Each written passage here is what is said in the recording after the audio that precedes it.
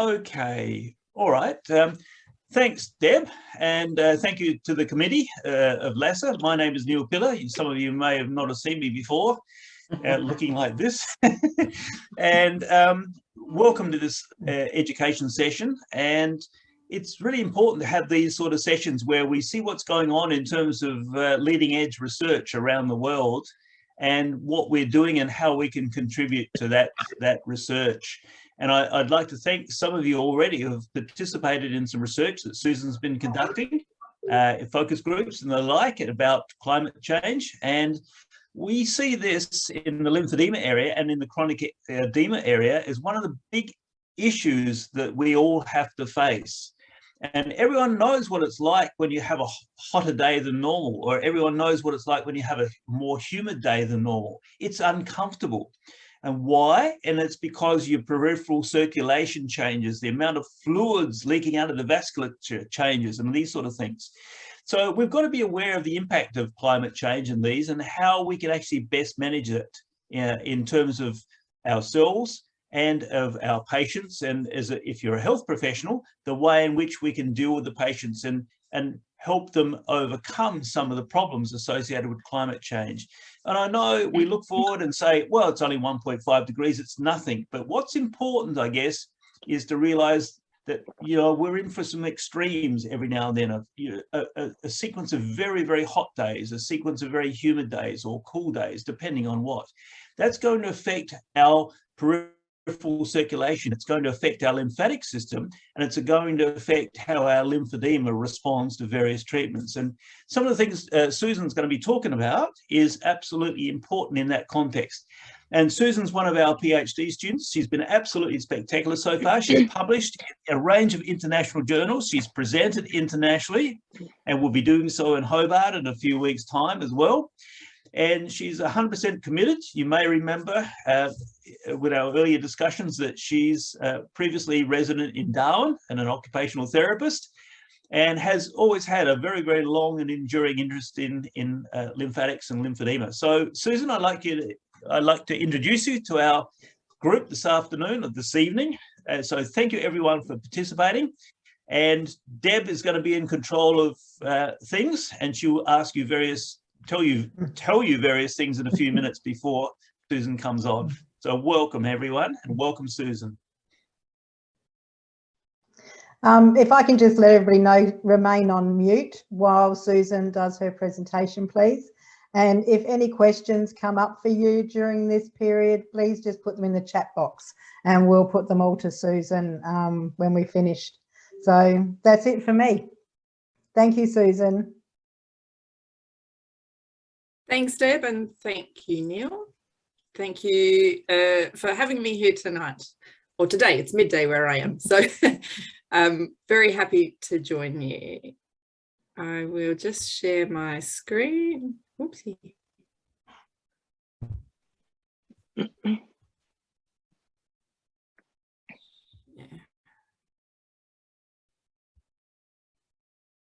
So as Neil said, I'm currently trying to work towards getting my PhD, and I'm specifically looking at how climate and climate change impacts on chronic edema. Just a little bit about me to introduce myself to start with. I am married. I have 3 gorgeous children, mostly gorgeous. William is now 12. Charlotte is 10. And our little surprise package, Orla, has just turned 2. I am an occupational therapist and a lymphedema therapist. The research side of things is something that's always interested me, and I was a bit of a dream and a bit of a goal to one day get my PhD. And I was very, very happy when I discovered lymphedema, and I kind of felt like I'd finally found my passion and what I really, really wanted to do and what I wanted to follow. I was living in Darwin at the time.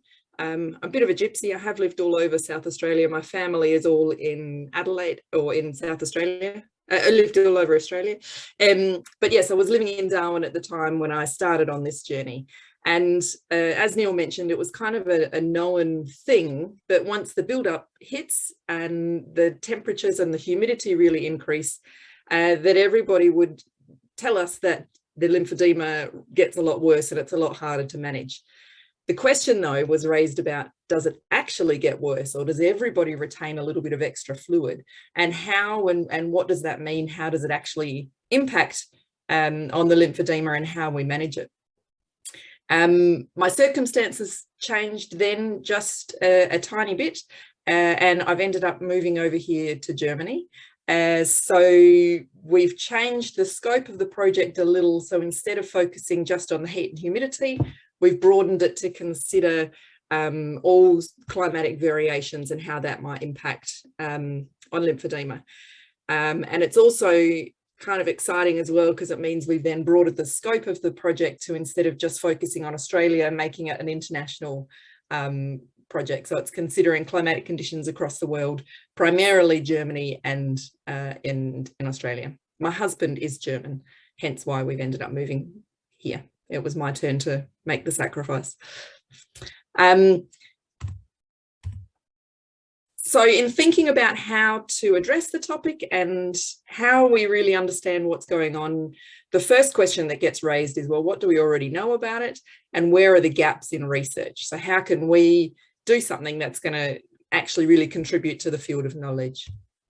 The second phase is then launching into our data gathering and the actual much more fun hands-on stuff of discovering what it means and what we can actually do about it. So the first phase of the literature, what we know is that chronic oedema is a very big problem across the globe. It's research that was done in the UK, I think it was 2017, so not that long ago, said that there was 8 in every 1,000 people have a chronic oedema. And once you get over the age of 85, that number increased to 28. Which is really significant, and it's a big cost to the health service as well as a big cost to the individual and their quality of life. Just a little note about the lymphedema versus chronic edema. There's a big debate, I would say, amongst all the experts across the world as to defining lymphedema versus chronic edema. Some will say that every form of edema happens because there's a failure of the lymphatic system, and so therefore it's a lymphedema. Others say it's a very specific cause and there is a difference. For the purpose of our project, we kept the definition broad to consider all forms of edema, but lymphedema is the most common recurring theme that comes through because of that. We know from the literature that climate change is happening. There's plenty of evidence out there reflecting the adverse weather changes, the increased temperatures across the globe. That's nothing new. We all know about that. We also all know that the heat does impact on human health. You know, the vasodilation occurs where the blood comes to the surface of the skin to help the body to stay cool and maintain core body temperatures. We know that there's a level of heat acclimatization for people living in different climatic conditions. We know that there's thermal stress, but what we don't really know is how that links specifically to conditions like lymphedema. I just want to mention a couple of conditions specifically. Once we started researching and pulling in all the data related to it, there was a lot of information that came around cellulitis. So cellulitis is a skin condition that's very common for people who have a chronic edema. Because that fluid sits and stays in the skin, it makes it very prone to infection. And there's a definite link with climate in that there's a higher incidence in spring and summer, thought to be because people then run around in shorts and they expose their skin to cuts and scratches, and it gives an opportunity for infection to get in. And that is reflected also in tropical areas where they say there's no change throughout the year because it's hot all the time and people wear shorts all year round. So with looking at my systematic review, unless the articles relating to cellulitis looked at how that condition changes in relation to the changing environment, then it wasn't actually included. But I just wanted to mention it because it's something that comes up very often when you think about climate. The other one is podoconiosis. So this is a very specific form of lymphedema that is found in a lot of countries, primarily in Africa, Central America, and India, where there is specific volcanic clay soil. And often the people there have poor foot hygiene and walk around in barefoot. And there's a bacteria that gets in through the skin and blocks the lymphatic system, and they end up with a lymphedema because of that. Probably a little more of an environmental link, a geographical link, rather than how the climate changes. But it's another condition that is very specifically related to the region and the climate.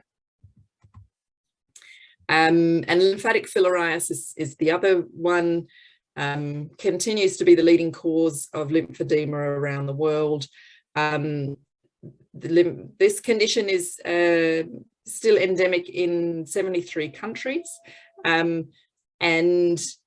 it happens when particular mosquitoes bite, and their larvae gets into the lymphatic system and causes the blockage, and that's what then results in the lymphedema. So the link with the climate is that the mosquitoes or the vectors rely on specific water and temperature levels to be able to breed and to grow.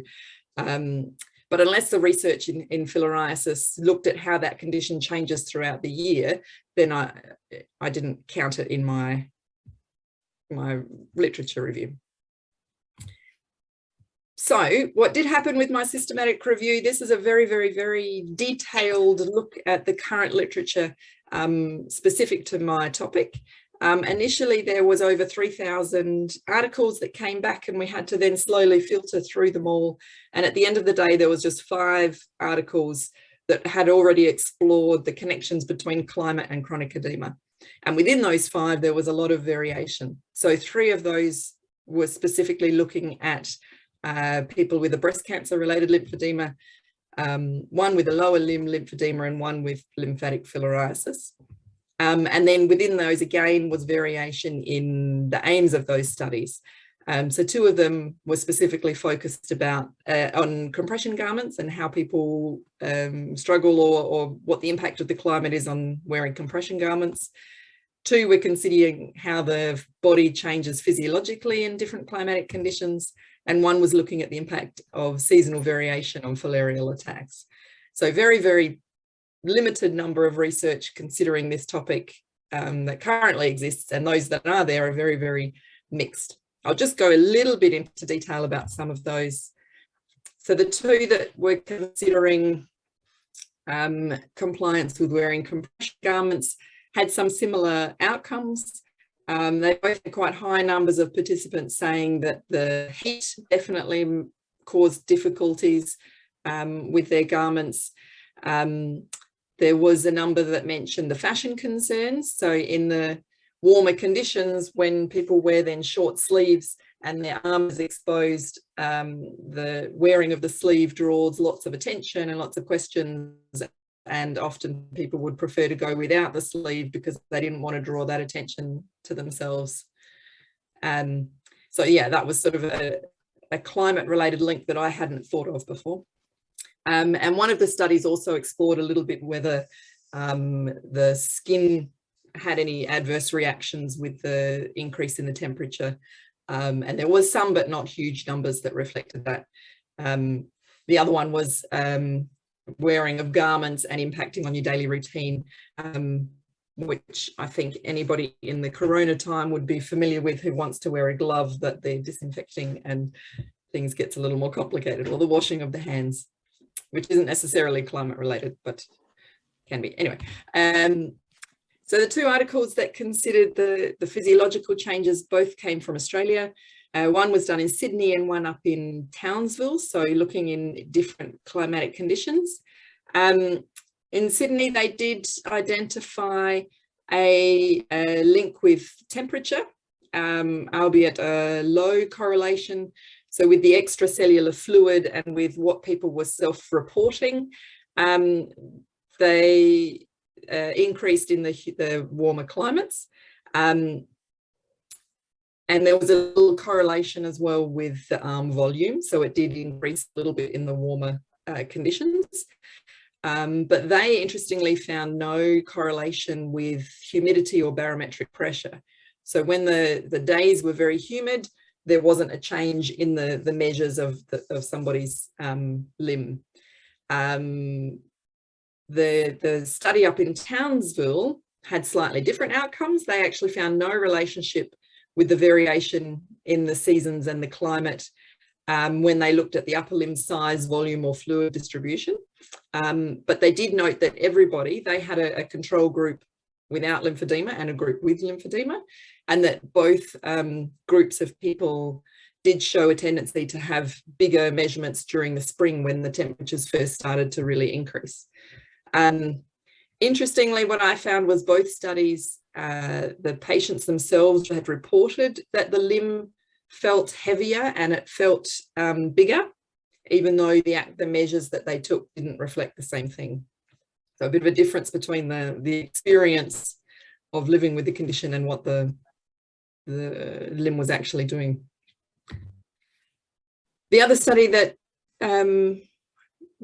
came through looked at the impact of the seasonal variations on a population with lymphatic filariasis, and they found that there was a definite link. In the wet season, there was a lot more incidence of attacks, and they put that down to the higher numbers of vectors. When there's a lot more water around, there's a lot more mosquitoes breeding. So essentially from all of that what we know is that there is a big gap in research in this area, and that there is a gap from the experience side of it as well as from the numbers side of it. So what people live with on a daily basis as well as what we can measure and what we can add up with numbers. It also does raise a lot of questions around how we currently manage lymphedema, and whether the temperature change can impact on other factors. For example, if we heat and cool lymph nodes, does that actually then impact on the amount of or the efficiency of those nodes in helping to clear away some extra fluid? You know, what type of compression garments we use and how and what sort of a regime. Also, when you look at what precautionary advice is given to people when they're first diagnosed with lymphedema, many places still caution against saunas and, you know, avoiding hot weather because they say that will actually increase the lymphedema. So this research will then be saying, well, is that actually based on any sort of science, or is that, you know, good advice to be giving people or not? We will see. So now we start getting into the phase 2, which is actually more of the hands-on stuff, gathering all the data and seeing what we can actually find with all of that. So the first, so what we're looking at is a 3-part research. We've got focus groups, questionnaires, and then actually looking at comparative measures. And I'll just talk a little bit more about each of those phases. So the first one is the focus groups. So I'm not sure if you're familiar with these or not. A focus group is typically a conversation between 4 to 6 people, and you really ask a few prompting questions, and in the discussion that flows as a result of that brings back lots and lots and lots of really, really awesome information about a person's experience. So what we learn is not just the what, but the why. So they might say, you know, yes, I wear my garment less. And then you can say, oh, why do you wear it less? And what do you do instead? And, you know, have you used any other sort of techniques to help to manage that? And from all of that, you get a really lots and lots and lots of information about, about the experience and about living with the condition and, what that might mean. So we've started the focus groups already, looking to run a couple from South Australia and a couple up in Northern Territory as well, hopefully getting, or in different people from different areas to be able to get that experience of the different climatic regions as well. And I just put a little bit in here of some preliminary results, so that's yet to be formally analysed and yeah, really properly themed, but some of the early indications are that people are definitely experience an impact when the temperatures increase, and also when it gets very humid. So they're sort of in the summer in general, there's challenges with wearing their garments, and when you get those 1 or 2 weeks where you get the really humid weather, that brings another layer of challenge on top of it. Yeah, they talked about a lot of different things that they do to help manage it on a daily basis. Some look for water related activities to get that compression and to get the cooling and that movement through the water. Yeah, different types of garments. Some can't wear their garments at all because they just get too hot. Others say, yeah, the flat knit garment that really helps to wick the moisture away, makes them feel cooler, and the limb that's got the garment on is actually more comfortable than the limb without. So that I thought was quite interesting. And also they often talked about needing periods in the day when they have no garments at all. And yeah, the other thing that I think is probably going to be my next research, because it's a huge topic all on its own, is how things like diet and exercise come into play as well. So yeah, avoiding certain inflammatory type foods, and whether that is something that is specifically linked with the climate as well, or whether that's just a normal everyday management. But I'm loving it. It's very interesting, and I love, I feel very privileged when people share so much insight and experience with me. It's very lovely. So I'm excited to do the next focus groups and yeah, start analysing it properly and get some really good results and things out from that. Once we've done that, the key results are going to help then inform the next stage, which is a questionnaire. So the questionnaire means that we can then hopefully reach lots more people. And yeah, you get a lot more data, so you can generalize it to bigger groups of people and say, yes, this is the general experience. And that'll give us some information about their experience, as well as the sort of numbers stuff that we can crunch that people like to look at. A component of that is the limb qual, which is a specific quality of life assessment that is designed for people with lymphedema. I just wanted to mention that specifically. It's a tool that's being developed in the UK and is used widely across the globe. It has been translated into Dutch, Italian, Swedish, and I've forgotten the other one. And as part of this project, just on the side, we're doing the official German translation of it as well. So that will be quite exciting to have that done and published. The last phase is the comparative measures. So for this stage of the project, we will be recruiting a group of people that we will see at multiple times throughout the year. So most likely once in sort of the peak of summer and once in the peak of winter, or dry season, wet season, depending where you live. And we will actually then take a bunch of physical measures. So we'll have a look at the volume of the arm, look at what's happening under the surface through the extracellular fluid, comparing that to what the climatic conditions are like at the time, you know, as well as what the person is reporting and what the experience is and what they're saying, and yeah, hopefully be able to bring all of that together. So that's essentially where I'm at the moment. Would be very interested to hear from anybody who'd like to be involved, particularly at this current stage with having focus groups. It's only one group that you need to attend, and the conversation lasts about an hour or so. So it's not huge amounts of your time. But I would be, very interested to hear from anybody and everybody who has time and would be keen to participate, and happy to answer any questions. Okay, thanks, Susan. I presume everyone can hear me. Just put up your hand if you can. Yes.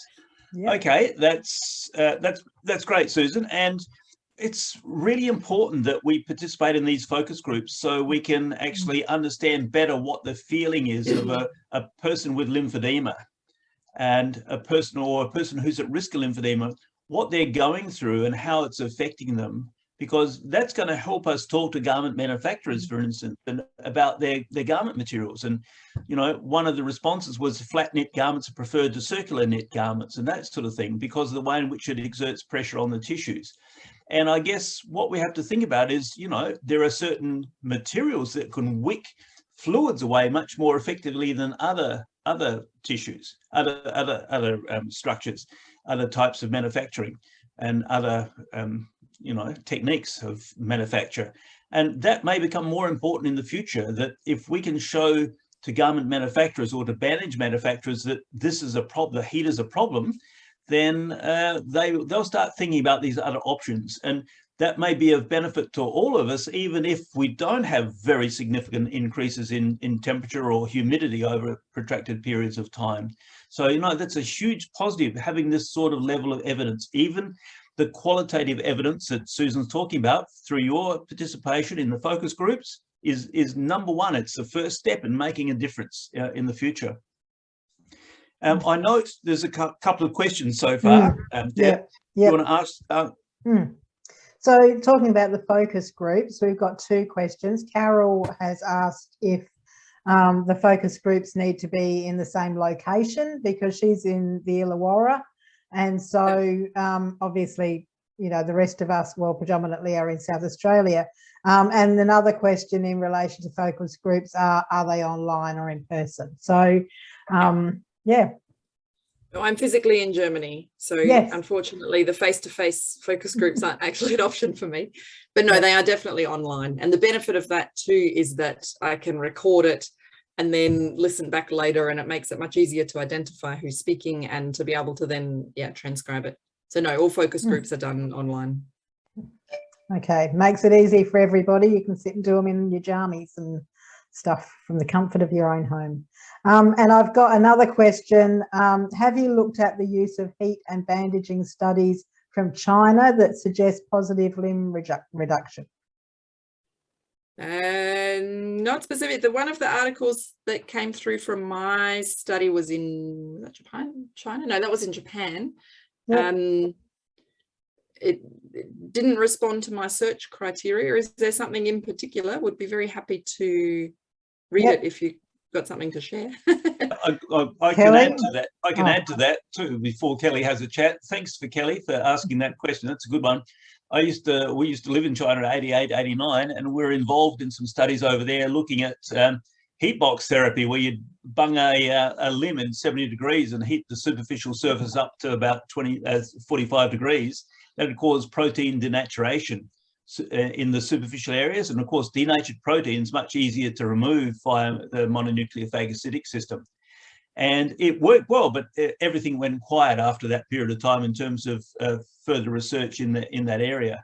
So it's something we need to look at. And, yes, intuitively you think heat's bad news, but, heat from the point of view of denaturation of proteins is a positive. So, Kelly, what's the recent stuff you got information about? It wasn't more recent. It was based on the conference we went to in the Northern Territory in Darwin, when one of the guest speakers there was actually from, I think, China, and they were talking about it at that time, about how they were using the heat box therapy. Box therapy, and yeah. Because of the actual talk on the climate, I was like, oh my gosh, is that what we're looking at as well? Because it was quite interesting back then. I remember everyone just went, what? We don't talk, heat's not good. So it was a real, literally everyone in the audience was like, no, you don't use heat. So That's why I asked the question. That's all it was. I did have found some studies back in, they're not, I think they're like 1990 and 2010. But that was, I haven't looked into that for a long time. Yeah, it's something I think I might. Well, Carolyn just said she thinks the presenter was from Malaysia. Okay, thanks, Carolyn.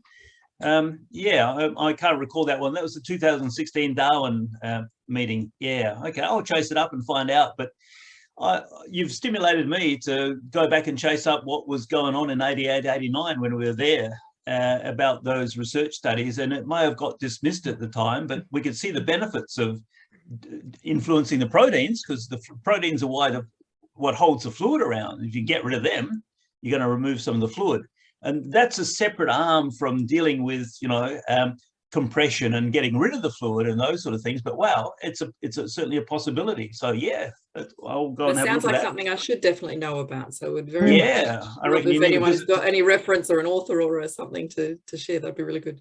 Visit to China coming up, Susan. Yeah, put that on the list. So any other questions of Susan or information that you'd like? And the relevance of the findings here in Australia can also help us internationally, and you've got to remember that it's going to help those people with filariasis, with lymphedema in the tropical areas too, because the same issue applies in terms of acceptance or ability to use bandages and the like. And it also can help us direct towards positive things like the Encore program, the water in which people are immersed, and the water temperature, how we can facilitate cooling and then get a garment on and those sort of things. So the more we can encourage people to participate in this, the qualitative side of the survey, the more information we'll get about what's going on there, about the feelings, because none of us health professionals can really truly know that unless you've experienced those issues and problems associated with lymphedema.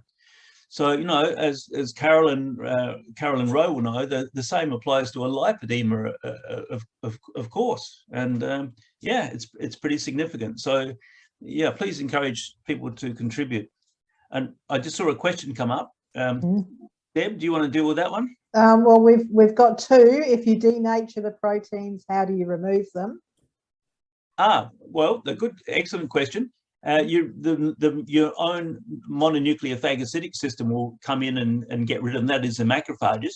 But also denatured proteins are generally a little bit smaller. They're a bit more broken up, so they can leave that area easier if you facilitate the improvement in lymphatic drainage. And that was something that was going on in those early days in China, about the way in which they thought this could help them improve, this was in southern China, improve the lymphedema associated with filariasis, associated with southwestern Chinese population who had it. And I have one more question about filariasis. Are there potentially concerns about filariasis in Australia with the prevalence of other mosquito-borne diseases? Yeah, do you want to answer that, Susan, or shall I? No, she's handballed it to you, Neil. Okay. Oh, right. Okay. Yeah. One of the other impacts of climate change has been a shift in wind directions coming from the northeast. And what's in the northeast of Australia is filariasis is quite prominent there. And so there's been a concern about mosquitoes coming down from the northeast, from those countries where filariasis is an issue, into northern Australia. And I can recall, and Susan will correct me, that there has been quite a few confirmed cases of filariasis. Well, the mosquito presence carrying the virus in northwestern and northern Australia, and I'm not sure how far that got and what's happened with that since.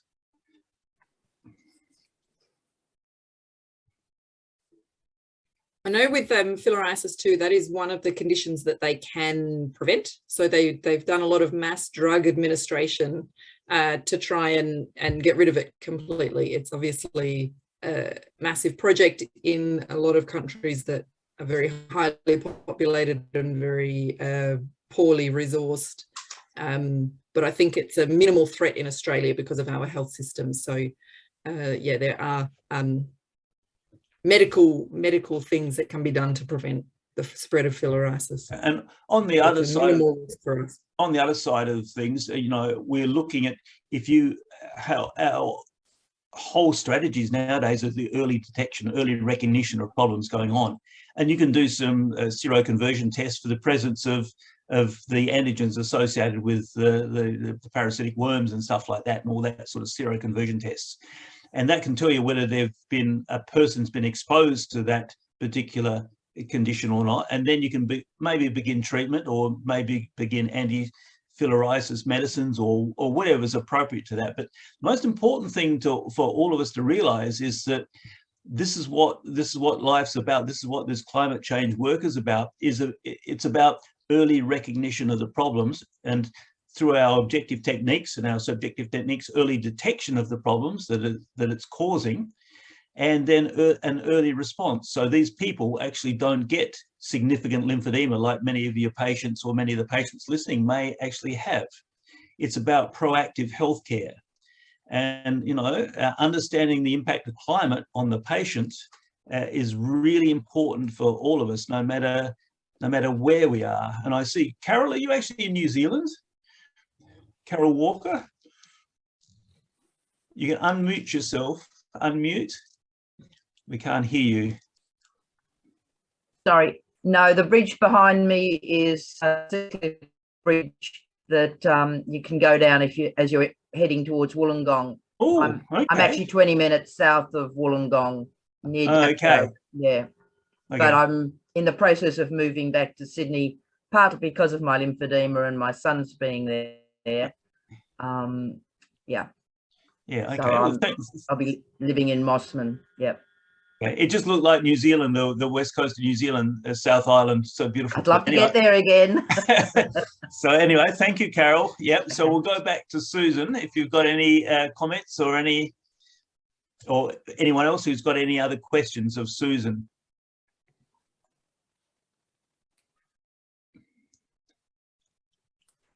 I was going to type something, but it's easier talking. Yeah.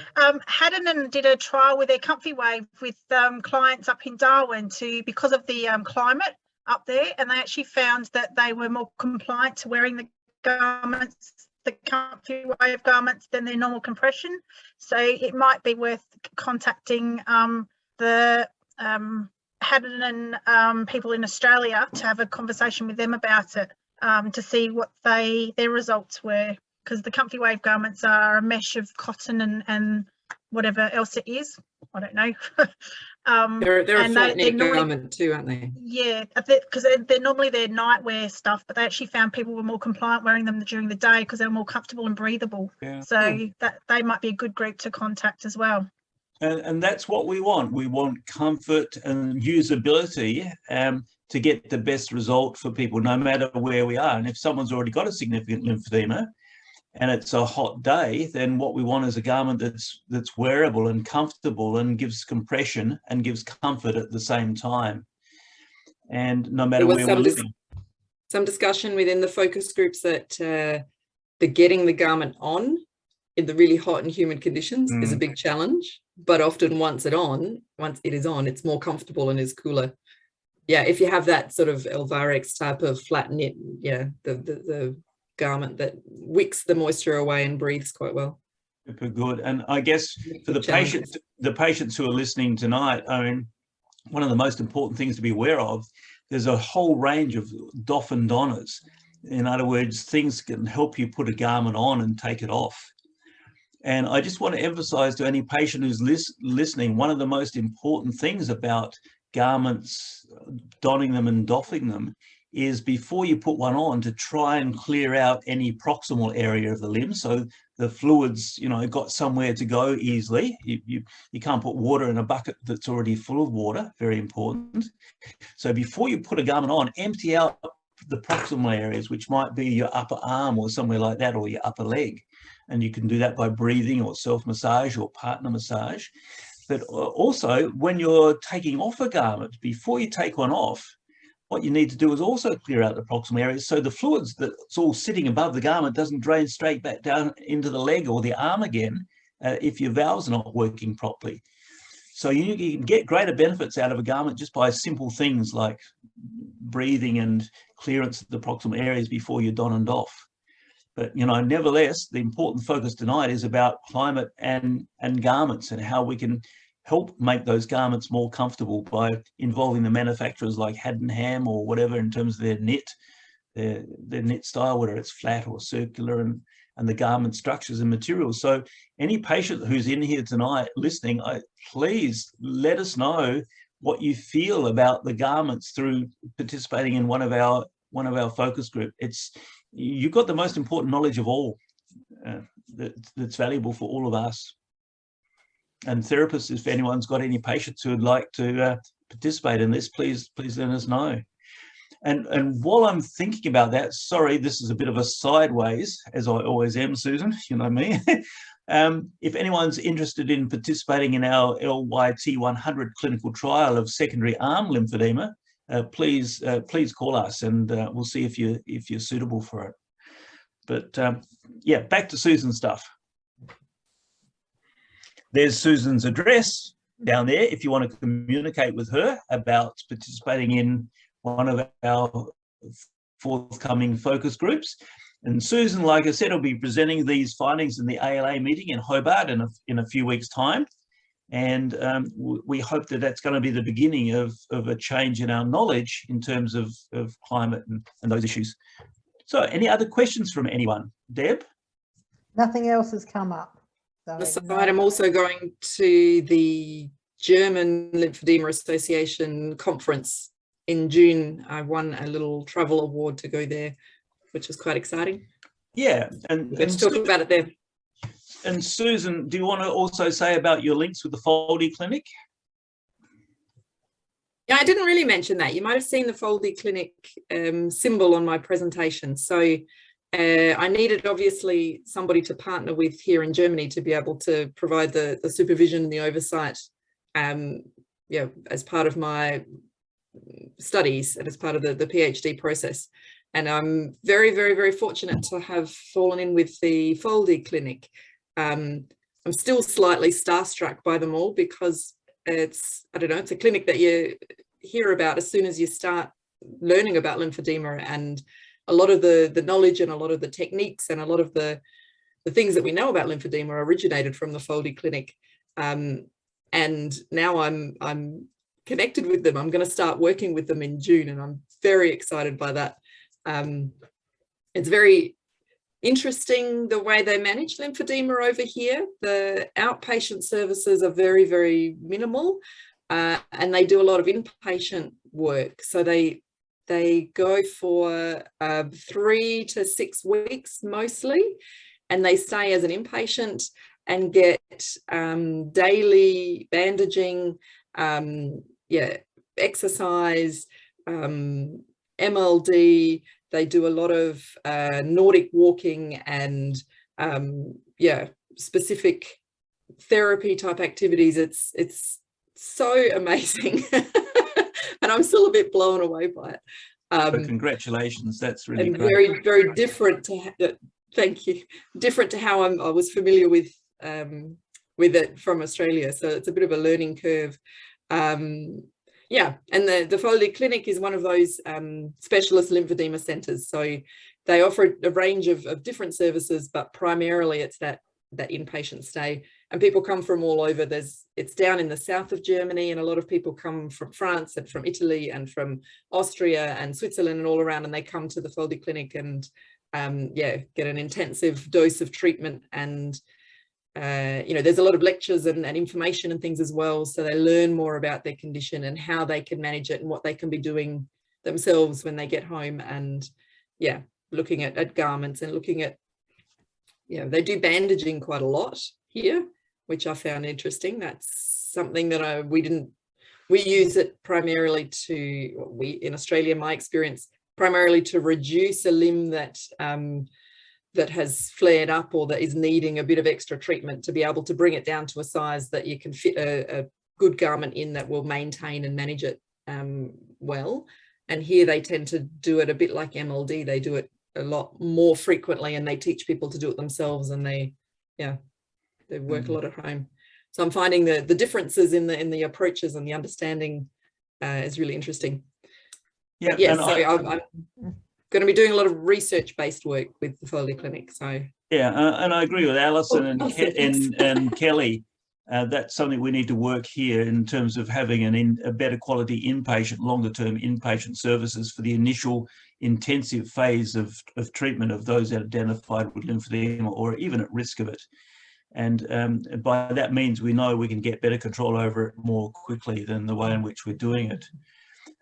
From that point of view, we've got an MSAC advisory committee meeting coming up very soon, Medical Services Advisory Committee, and it's one of the things we can actually certainly put forth to them as a suggestion on the basis of that it works so well in other parts of the world, particularly the Foley Clinic where they started it.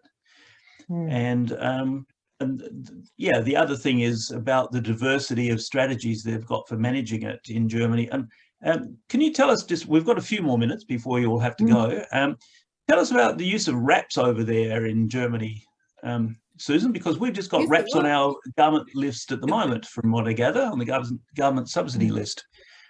Yeah, that's something I've been very interested by. It's a couple of times now when I've been in a place where there's been some Job's reps there, telling people about these new wrap garments, and they hadn't heard of them before. Interesting. I was blown away. And I think there's a lot of places, I know the Foley Clinic has fallen into this as well. It's one of the reasons they're employing me to be able to bring research forward and bring some new knowledge as well, where they do things because that's the way they've done them, and they've done it that way for a very, very long time. And garments like a wrap are different, and they haven't heard of them before. And yeah, the same with the pneumatic compression pumps. That was a big buzz in Australia, and lots of research coming out, and really some really positive results, and really encouraging people to purchase them themselves, or to try them, or come into clinics and, you know, be independent under supervision with the wraps, with the pneumatic compression pumps. Yeah, and yeah, here again, it's still very, very new, and they're only just learning how to use them. And yeah, so that was interesting. Not everything comes out of Germany first. No, in some ways we're quite significantly advanced in those sort of things. And I've got to say, wraps, the research coming out on wraps at the moment is, while still just in the beginning, is showing that it's so wonderful for patient control. Patients can control the pressure, control the comfort, and those sort of things. So there's a lot of flexibility in wraps. And I think they're a really good option for people who have a carer and have difficulty pulling or reaching their toes or pulling garments on and off, and that's not easy for carers to manage for them either. So the wraps can be a good option. And also if you've got very sensitive skin, or you've got wounds, or you've got something where you want to avoid that shearing force of pulling the garment over, yeah, the wrap can be a really good alternative. And sometimes in combination with another garment, so maybe like a foot circular knit, but a wrap on the thigh, that can work in certain patients. Like, you can mix it up depending on what their needs are and what they can manage. And yeah, I know a lot of patients who have like support workers come in to help with garments would often get very, very frustrated because not everybody knows how to put a garment on, and they wouldn't do it properly, and some had no idea at all, and it was a different person every day, and they would find that really, really challenging. So yeah, a garment like a wrap that can be a bit more manageable for people who aren't really very familiar with lymphedema can be a good option. And that comment from Carolyn was just a pretty good one. Okay. Yeah. What have we Road got? trip to Germany. Oh yeah, we've got a few people offering to come and be a sidekick for you, Susan. Interesting. And Coburn I've not seen at all. No, okay. I was going to ask about it's all that. been the short stretch bandages. Yeah, and what I was going to ask when you were talking about the Foley Clinic, and everybody else kind of came on as well at the same moment about we need to create something similar here.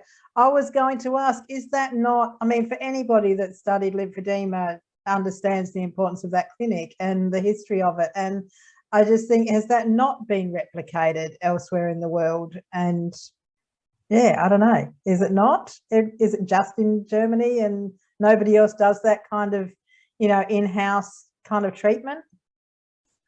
Yeah, I think it is in Europe a fair bit. It comes down a lot to the health insurance system. Who and how pays that works for in it? each country, because it's obviously quite an expensive form of treatment. Yeah. And I think the health insurance system in Germany at the moment is being threatened a little bit in terms of the costings of that sort of thing short term. But long term, we've got to keep on showing people that long term, if you manage the lymphedema early on, long-term cost of the healthcare system is far reduced, and we all got to keep on showing that and conducting works and conducting studies associated with that. And I was just going to say, semi-related interesting side note, one of the therapists did say to me that the German patients often sit back and say, yep, do what you need to do on my leg. And the patients that come from other countries that obviously don't have the German health insurance and have to pay it themselves are super engaged and motivated and like, show me what you're doing and teach me and how can I manage this better myself at home. So I just thought it was an interesting, there's pros and cons to every sort of health system and funding arrangement. And yeah. I think if it's self-management or carer management or partner management, that's also important for us to do. We can all make a difference to it there. And I was just going to say that if there's any patients who are out there who are listening to this talk tonight and you've got any other questions, you can maybe send them direct to Deb, if you're happy with that, or to or just phone up Deb and have a chat and just let them know what the questions are, and she'll pass them on to myself or probably to Susan, who will give you an answer. So, you know, I know it's sometimes hard to ask a question spontaneously, but if you've got any thoughts or any questions, please don't hesitate to ask. That's what the LASA is about. It's about helping you all out there and helping the therapists support you all. So we want to try and do as much as we can. And likewise, if you have information that might help or add, or you've heard of recent research, yeah, please let me know, because yeah, that would be very helpful. And like Kelly said, sometimes we've got to revisit the past. We've forgotten about the Chinese hotbox therapy stuff, you know, and nothing's impossible. Everything needs to be revisited perhaps and checked out. So thank you so much, Susan, for your talk this evening, and we look forward to further information as you have more focus groups around South Australia and Australia. And please, anyone here who's listening or anyone who knows anyone who would like to participate in one of Susan's focus group, contact Susan at susan.witt@flinders.edu.au, and we'll get another chat group together. We're in another stage of the research project, to be honest.